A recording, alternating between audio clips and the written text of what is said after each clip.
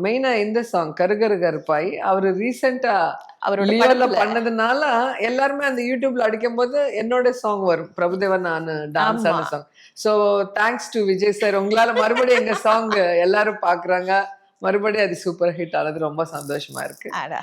And அந்த தங்க நேரத்துக்கு சாங் வந்து சந்திரசேகர் சார் ஆ. செல்வாக்கு நல்லா க்ளோஸ். ஸோ அவர் வந்து ஒரு சாங் பண்ணணும் அவங்க படத்துல, அவங்க ஓன் ப்ரொடக்ஷன் அது ஆ.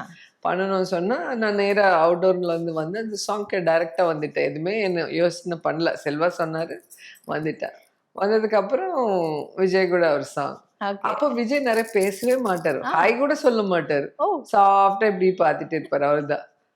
போய் சைலண்டா அந்த செவுரு பார்த்துட்டு சேர் அப்படி திரும்பி உட்கார்ந்துருவாரு. யாரு கூட பெருசா பேசவே மாட்டாரு. ஓகே. ஸோ அந்த மாதிரி இருந்தாரு.